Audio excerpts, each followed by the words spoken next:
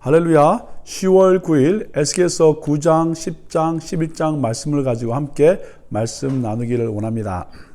여러분, 7장, 8장을 통해서 이스라엘 백성들이 돈을 의지하고 또 각종 우상 숭배로 말미암아 하나님의 혼나는 이야기들을 우리 듣고 있습니다.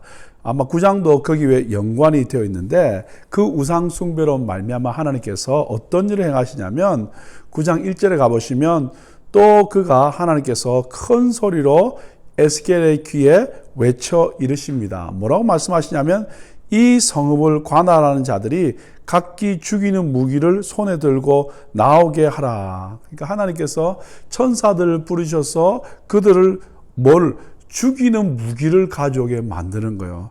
그래서 그 사람들이 어떻게 보냐면 6사람이라고 천사 6을 이야기합니다.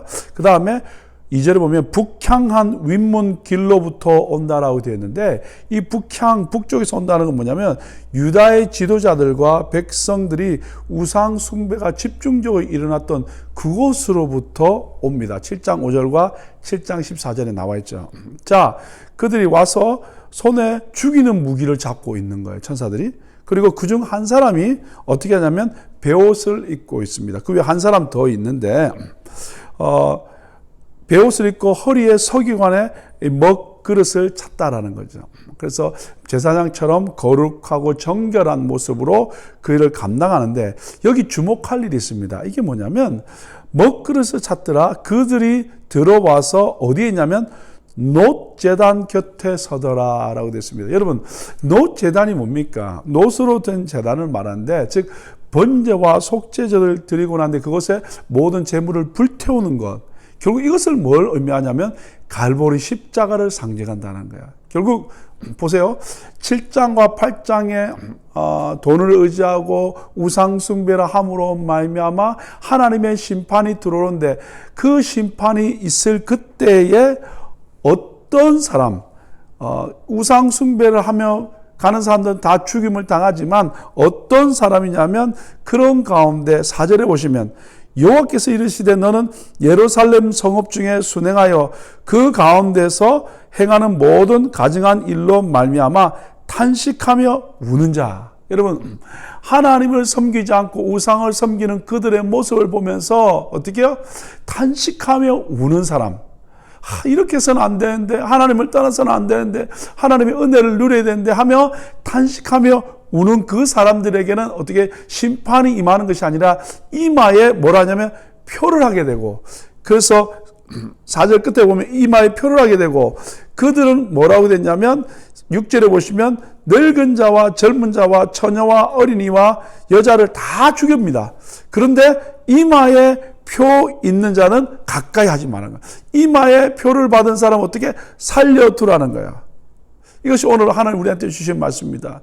하나님의 심판, 그것은 어디서 시작되냐면 6절에 보면 내 성소에서 시작하고요. 또 성전 앞에 있는 늙은 자들, 장로들, 또 제사장들, 그리고 하나님의 교회에서부터 하나님의 심판이 시작되는데, 그러나 그런 많은 정말 어마어마한 심판 앞에서도 살아남는 사람은 하나님의 백성으로 말미암아 가증한 일로 말미암아 단식하는 자.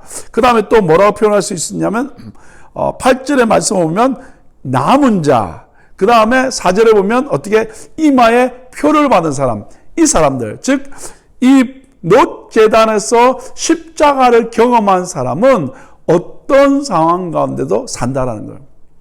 여러분, 세상이 점점 악해져 가고 있고 복음을 거부할 뿐만 아니라 7장과 8장에서 나오는 것처럼 은과 금으로 하나님의 심판을 넘어가려고 하거나 아니면 각종 우상으로 말미암아, 그리고 정치로 말미암아, 또는 돈으로 말미암아, 세상적인 방법으로 말미암아 하나님의 심판을 어떻게 넘어가려고 하지만 그것으로는 안 된다 그 말이죠. 그럼 어떤 자가 살 수 있냐고 성경은 말하고 있냐면 하나님의 그 심판 앞에 어떻게 가슴 아파하고 통회하며 그리고 놋제단에서 십자가를 경험한 사람, 그래서 어떻게 표받은 사람, 심장에 예수 그리스도로 말미암아 성령 받은 사람이 남을 수 있는데 이 사람이 바로 어떻게 이스라엘의 남은 자라고 성경은 말하고 있다 그 말입니다. 자, 그러면서 여러분 이 9절 말씀 보면 그가 내게 이르시되 이스라엘과 유다 족속의 죄악이 심히 중하여 그 땅에 피가 가득하여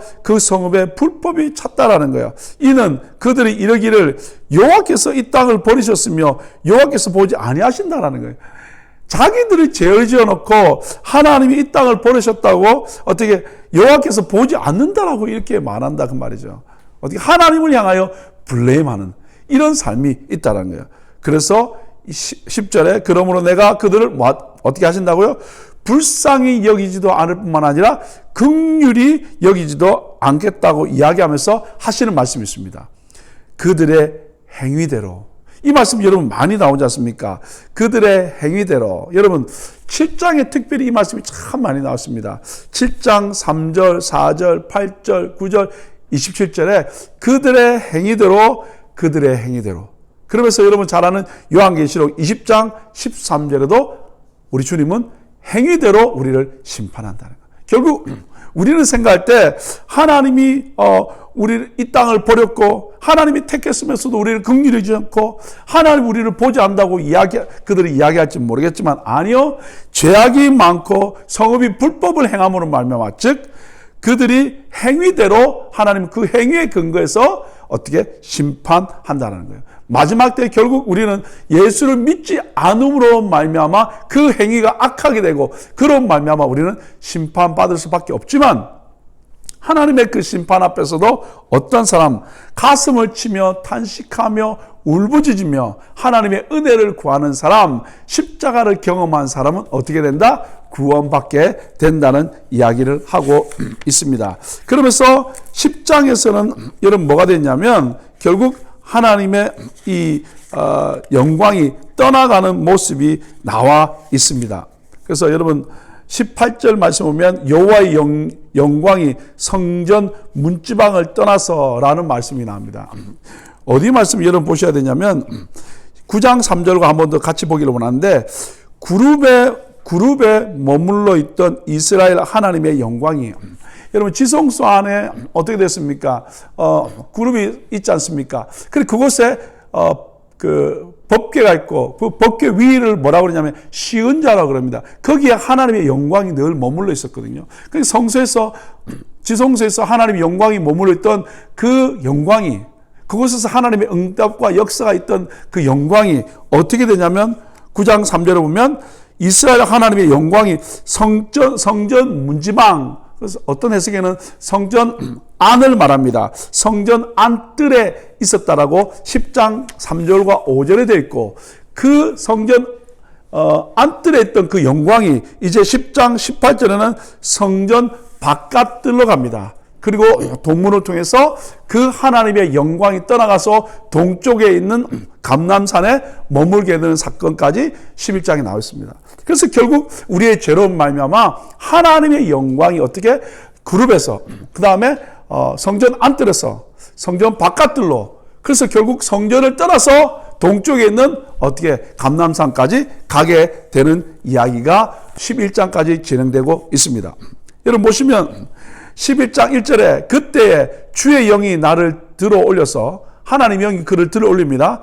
여호와의 전 동문 곧 동향한 문에 이르시기로 보니 그 문에 사람이 25명이 있는데 그 우상을 섬겼던 사람들을 말하죠. 내가 그 중에서 아술의 아들 야샤나와 분야의 아들 블라다를 보았으니 그들은 백성의 고관이라. 백성의 고관인데 어떻게 결국 그들이 우상을 섬기는 그런 안타까운 모습이 있는 거죠.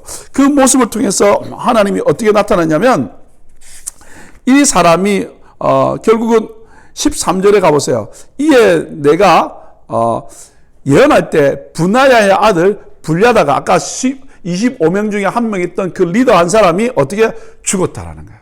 결국 하나님의 약속의 말씀대로 어떻게 그들이 죽음을 당했다는 거예요. 우리 말로 하면 잘 된 거죠. 정확하게 된 거죠. 그런데 어떻게 죽기로 말미암아 잘 됐다고 말하지 않고 하나님의 사람 에스겔은 엎드려 큰 소리로 부르짖어 이르되 오라 주 여호와여 이스라엘의 남은 자를 다 멸절하고자 하시나이까 라고 하면서 어떻게 그들을 향하여 중보기도하는 모습이 나와 있다는 거예요. 여러분 오늘 하나님이 심판하는 그 가운데 인침받은 사람, 안타까워하며 탄식하는 사람들은 결국 우상 가운데 하나님을 알지 못하고 그리고 하나님을 반역하는 그들을 향하여 손가락질하고 판단하는 사람이 아니라 말씀대로 그들이 판단받고 죽는다 할지라도 그들을 위해서 기도하며 중보하는 사람이 되어야 될 줄 믿습니다. 우리는 나와 다르고 내가 싫으면 잘못되기를 바라지만 하나님의 사람들은 그들을 향하여 중보하는 사람이 되어야 될 줄 믿습니다. 자, 그러면서 11장 14절부터 마지막 절까지는 어떻게 회복에 관한 말씀이 나와 있는데 참 재밌는 사건이 있습니다. 보세요. 14절에 여호와의 말씀이 이제 에스겔에 임합니다. 그때 15절 인자야 예루살렘 주민이 내 형제 곧 내 형제와 친척과 온 이스라엘 족속을 향하여 이르기를 너희는 여호와께서 멀리 떠나라 이 땅은 우리에게 주어 기업이 되게 하신 것이라 하였나니 뭐냐면 예루살렘에 남아있는 주민들이 말하기를 자기들은 뭔가 좀 어렵고 나는 좀 괜찮다고 생각합니다. 그래서 이건 하나님 우리한테 준 거니까 너희들은 떠나가라고 이야기한다는 그 말이죠. 이 땅은 우리한테 기업을 줬으니까 우리가 앞에 임한다고 이야기하면서 자기들이 막 선민의식을 가지고 우리는 그래도 괜찮아서 너희들 같이 잡혀가지 않고 여기 있는다라고 아주 잘못된 프라우드를 가지고 있는 거죠. 16절 그런즉 너는 말하기를 그렇게 잘못된 프라우드를 가지고 이 땅 우리가 하나님이 주신 거야 라고 그렇게 잘못된 프라우드를 가지고 사는 사람들을 향하여 말해주라는 거예요. 주 여호와의 말씀에 내가 비록 그들을 멀리 이방인 가운데로 쫓아내어 여러 나라에 흩었으나 그들이 도달한 나라에서 내가 잠깐 그들에게 성소가 되리라. 결국 어떻게 잡혀가고 쫓겨가는 그들이 어려움 당하는 자가 아니라 결국 이들을 통하여 하나님의 회복이 일어나겠다 그 말이죠. 안 잡혀가고 괜찮다고 예루살렘에 남아있는 사람이 아니라 하나님의 말씀대로 잡혀가서 바벨론을 가서 고생한 그 사람들을 통하여 하나님의 뜻을 이루겠다고 말합니다. 뭐요? 쫓아내어 흩어서 어려움을 당할지 모르지만 내가 그곳에서 함께 가서 내가 성소가 돼서 그들과 함께하고 그들을 들어준다고 16절에 말씀하시면서 회복의 말씀을 17절부터 주십니다. 17절 너는 또 그들에게 쫓겨가서 흩어지는 어려움 당하는 그 하나님의 사람들 남은 자들 향하여 뭐라고 말씀하냐면 주 여호와의 말씀에 내가 너희를 만민 가운데서 모은다라고 말씀드렸고요. 너희를 흩은 여러 나라 가운데서 모아내고요. 그 다음에 이스라엘 땅을 너에게 주려. 쫓겨가고 어려움 당하지만 아니요. 하나님 때가 되면 하나님이 직접 그곳에서 성소가 되어지고 왜? 성소가 무너졌으니까 내가 성소가 첫 번째 되어줄 뿐만 아니라 그리고 그곳에서 하나님이 그들을 모아준다라는 거야. 그러면서 하는 말이 뭐냐면 이스라엘 땅을 그들에게 돌아와서 그들에게 주겠다라고 약속해 주고 있습니다. 자, 그뿐만 아니라 18절에 그들이 그리로 가서 그 가운데 모든 미운 물건과 모든 가정한 것을 제거하고 우상들을 제거하고 아멘. 19절 정말 귀한 말씀이죠. 내가 그들에게 한 마음을 주고 그 속에 새 영을 주며 그 몸에서 돌 같은 마음을 제거하고 살처럼 부드러운 마음을 주어. 어떻게 해요? 하나님께서 우리 가운데 일치된 마음을 준다. 여기 한 마음이라는 건 뭐냐면 영어에서 보면 I will give them an undivided heart. 어떻게? 마음이 갈라지지 않는 한 마음을 우리가 준다. 하나님을 믿으면서도 여전히 하나님과 세상을 같이 있고 하나님을 믿으면서도 하나님을 섬길 뿐만 아니라 우상도 섬기고 아니요. 우리 가운데 undivided heart 한 마음을 우리 가운데 줄 뿐만 아니라 우리 안에 새 영을 불어준다는 거예요. 그죠?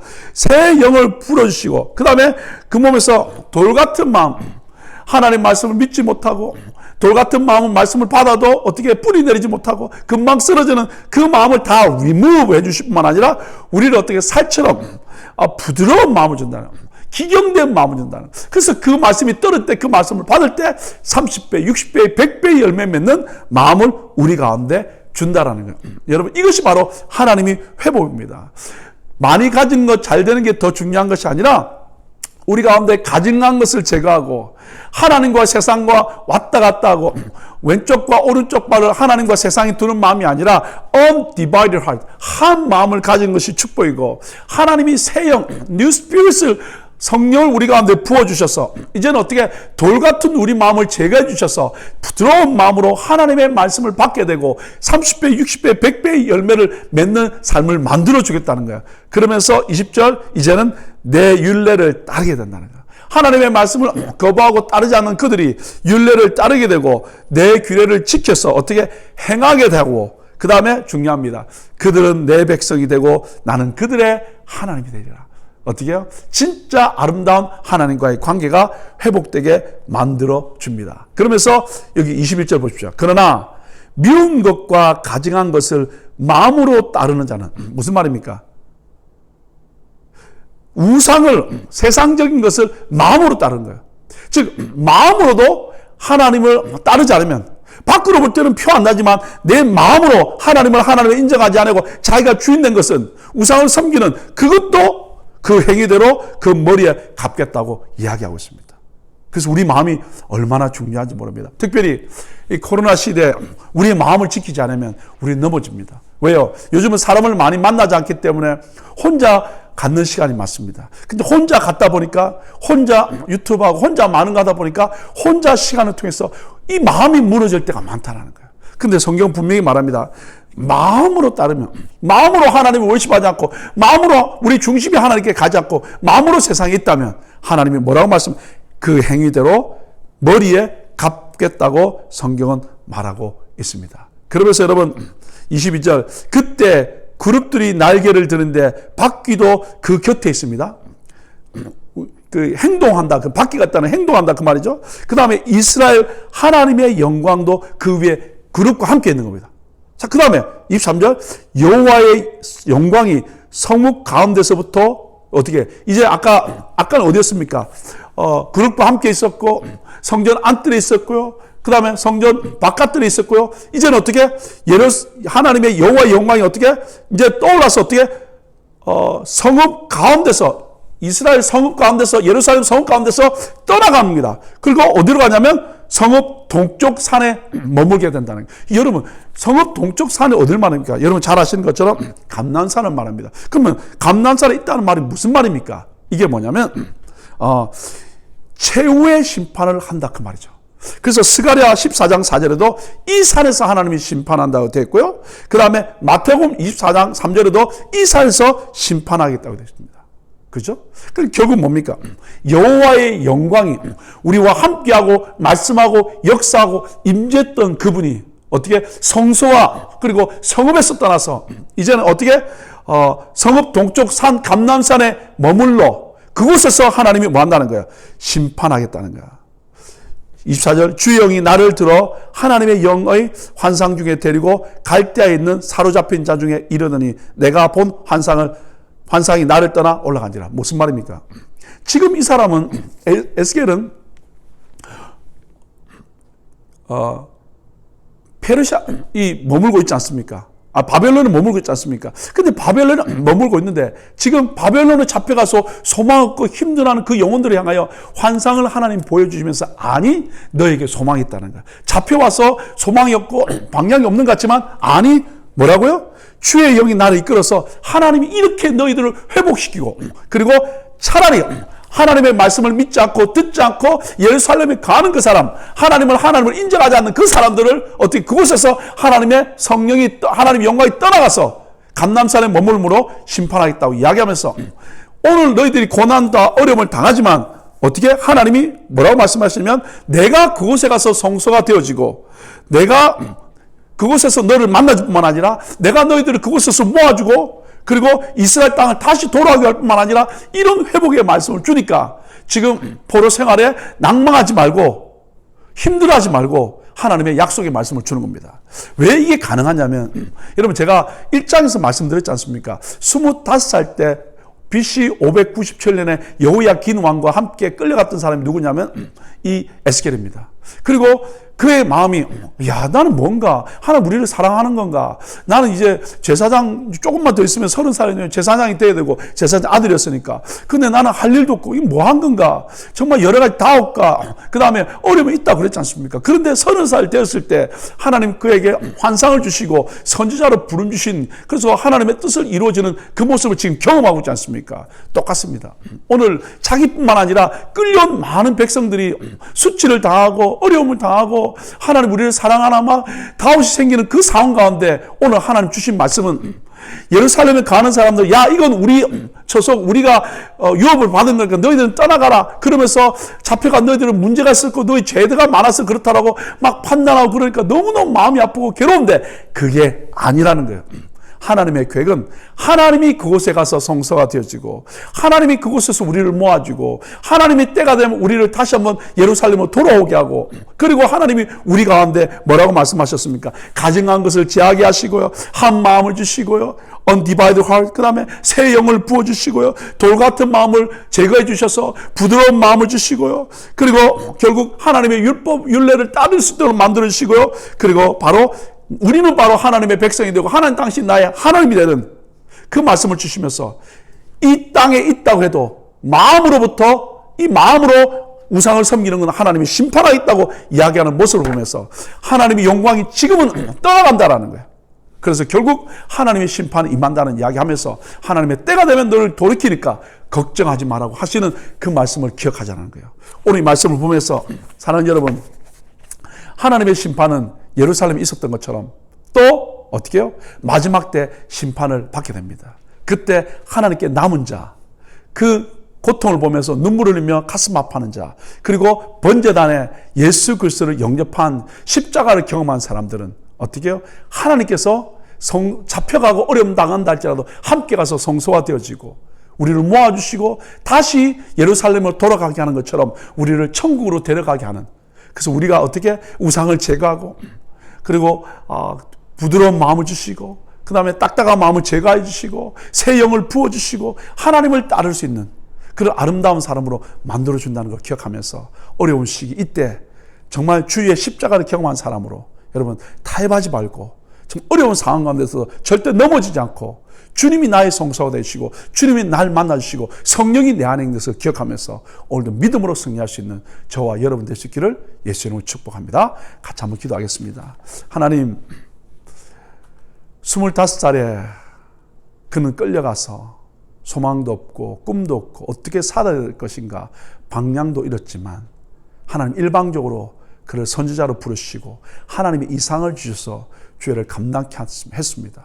오늘 그 환상을 다시 한번 주시면서 나뿐만 아니라 잡혀가고 어려움 당하고, 그리고 예루살렘에 남아있는 자들은 우리들을 향하여 손가락질하며 너희들이 죄 때문에 그렇고 이 예루살렘 우리의 기업이라고 이야기하면서 어려움을 줄 때 그들의 마음이 아주 디스커리지 될 그때 하나님 이 에스겔을 통하여 하나님 환상을 보여주시면서 내가 그곳에 가서 성소가 되겠다.